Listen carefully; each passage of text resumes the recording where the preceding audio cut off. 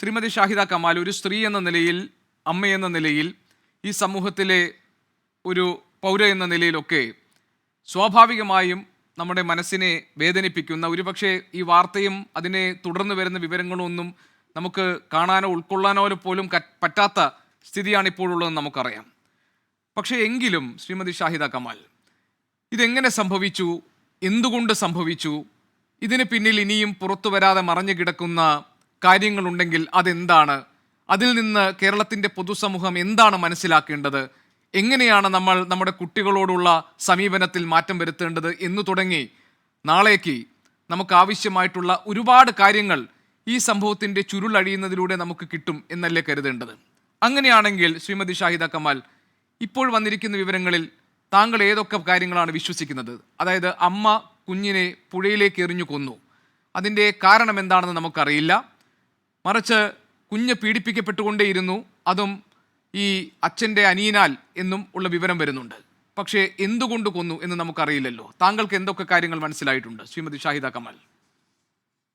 ആദ്യം തന്നെ പറയട്ടെ, സത്യം പറഞ്ഞാൽ നമ്മുടെ മനുഷ്യരുടെ മനസ്സൊക്കെ ഇത്രയും കഠിനവും ക്രൂരവുമാവുമെന്ന് എനിക്ക് അറിയാൻ വയ്യ. പ്രത്യേകിച്ചും ഒരു സ്ത്രീയും ഒരു അമ്മയും ഒക്കെ സ്വന്തം കുഞ്ഞിനെ പുഴയിലെറിഞ്ഞ് കൊന്നിട്ട് എങ്ങനെയാണ് ആ സ്ത്രീക്ക് വീട്ടിൽ പോയി സമാധാനമായിട്ട് കിടന്നുറങ്ങാൻ കഴിയുക എന്നാണ് എന്നെ ആലോചിപ്പിക്കുന്നത്. എനിക്ക് സത്യം പറഞ്ഞാൽ ഞാൻ പിന്നീട് ഈ തുടർ വാർത്ത കണ്ടതേ ഇല്ല കുഞ്ഞിനെ കൊന്നതിന് ശേഷം. അത്രയ്ക്ക് അത് കാണാൻ പോലും ഉള്ളൊരു മനസ്സില്ല.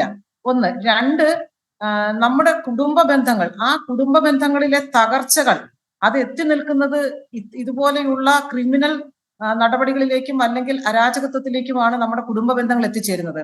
ഞാൻ കമ്മീഷനിൽ ഇരുന്നപ്പോൾ എന്റെ മുന്നിൽ വന്നിട്ടുള്ള കേസും ഞാൻ പറയുന്നു, ഒരു പോക്സോ കേസ് ഉണ്ടാകുന്നെങ്കിൽ അത് നമ്മുടെ വീട്ടിനകത്ത് നമ്മുടെ വീടുമായിട്ട് ഏറ്റവും അടുപ്പമുള്ള ആളുകൾക്ക് മാത്രമേ ചെറിയ കുട്ടികളെ പീഡിപ്പിക്കാൻ സാധിക്കുകയുള്ളൂ. അപ്പം അങ്ങനെയുള്ള ആളുകൾക്ക് അതിനുള്ള അവസരം ഉണ്ടാകുമ്പോൾ തീർച്ചയായിട്ടും നമ്മുടെ വീട്ടിലുള്ള ആളുകൾക്ക് അതിനകത്ത് ഉത്തരവാദിത്വമുണ്ട്. ഇവിടെ അമ്മ ഇപ്പോഴും പറയുന്ന കാര്യങ്ങൾ വിശ്വാസയോഗ്യമല്ല എന്ന് ഒരു സാധാരണക്കാരായിട്ടുള്ള ഒരു സ്ത്രീ എന്ന നിലയിൽ ഞാൻ ഉൾപ്പെടെ കേരളീയ സമൂഹം വിശ്വസിക്കുന്നു. കാരണം ഭർത്താവ് പിണങ്ങി എന്നതിന്റെ പേരിൽ സ്വന്തം കുഞ്ഞിനെ കൊല്ലുക എന്ന് പറയുന്നത് അരിയാഹാരം കഴിക്കുന്ന ആർക്കും വിശ്വസിക്കാൻ കഴിയില്ല. ഇനി ഈ ഭർത്താവിന്റെ അനിയനും ഈ സ്ത്രീയും ഒക്കെ തമ്മിൽ ഏതെങ്കിലും തരത്തിലുള്ള ബന്ധങ്ങൾ, പലപ്പോഴും നമ്മൾ പല കേസുകളും ആഴത്തിൽ ചോദ്യം ചെയ്യപ്പെടുമ്പോഴും ആഴത്തിൽ അന്വേഷണം നടത്തുമ്പോഴും നമുക്ക് മനസ്സിലായിട്ടുള്ളത്, അമ്മയും അല്ലെങ്കിൽ മറ്റ് ആരെങ്കിലും ഒക്കെ തമ്മിലുള്ള വിവിധ ബന്ധങ്ങൾ കുട്ടികൾ കണ്ടെത്തിയാൽ ആ കുഞ്ഞുങ്ങളെ കൊല്ലുന്ന ഒരുപാട് സംഭവങ്ങൾ കേരളീയ സമൂഹത്തിൽ ഉണ്ടായിട്ടുള്ളത് നമ്മൾ അങ്ങനെ ഉണ്ടായോ ഇല്ലയോ എന്ന് എനിക്ക് അറിയില്ല. പക്ഷെ അത്തരം ഒരുപാട് സംഭവങ്ങൾ നമ്മുടെ കേരളത്തിൽ ഉണ്ടായിട്ടുണ്ട് എന്നുള്ളത് നമ്മൾ വിസ്മരിക്കാൻ പാടില്ല.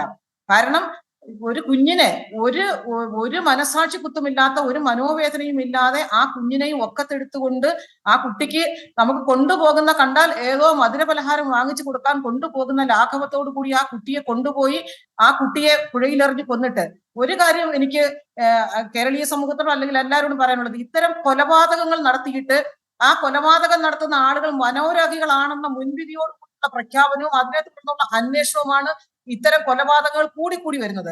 ഇവിടെ നമുക്കറിയാം, അഫാൻ എന്ന് പറയുന്ന ഒരു ചെറുപ്പക്കാരൻ 5 കൊലപാതകം നടത്തി അമ്മയെ കൊല ചെയ്യപ്പെട്ടു, മരണപ്പെട്ടു എന്ന് പറഞ്ഞിട്ട് പോയ ആളുകൾ പോലും അത്തരം ആളുകളെയെല്ലാം മനോരോഗികളായി ചിത്രീകരിക്കുന്നത് ഒട്ടും ശരിയല്ല.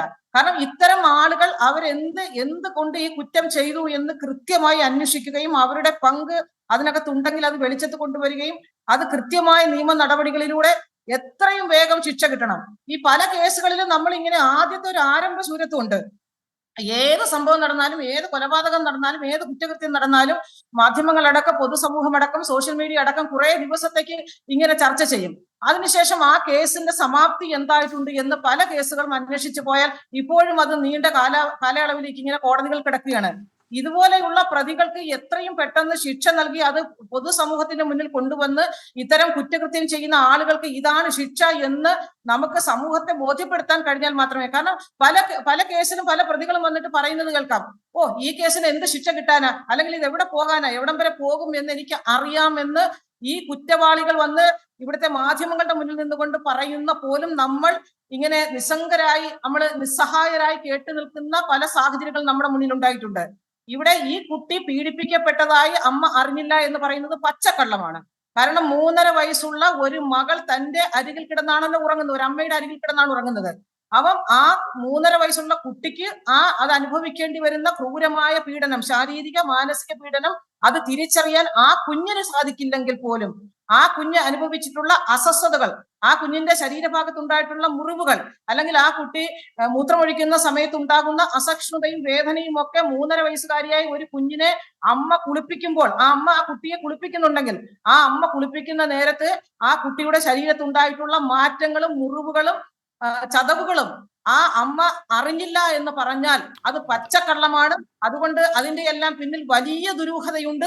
ആ ദുരൂഹത കൃത്യമായി അന്വേഷിക്കണമെങ്കിൽ ഈ അച്ഛന്റെ അനുജനും അമ്മയും എല്ലാവരെയും ഒരുമിച്ചിരുത്തിയുള്ള ഒരു ചോദ്യം ചെയ്യൽ, കൃത്യമായ ഒരു ചോദ്യം ചെയ്യലും വിശദമായ ഒരു അന്വേഷണവും ആവശ്യമാണ്. കാരണം സ്വന്തം മകളെ കൊലയ്ക്ക് കൊടുത്തിട്ട് നിന്ന് ന്യായം പറയുന്ന ഒരമ്മ, ആ അമ്മയെ എങ്ങനെയാണ് നമുക്ക് കേരളീയ സമൂഹത്തിന് അംഗീകരിക്കാനും ഉൾക്കൊള്ളാനും കഴിയുന്നത്?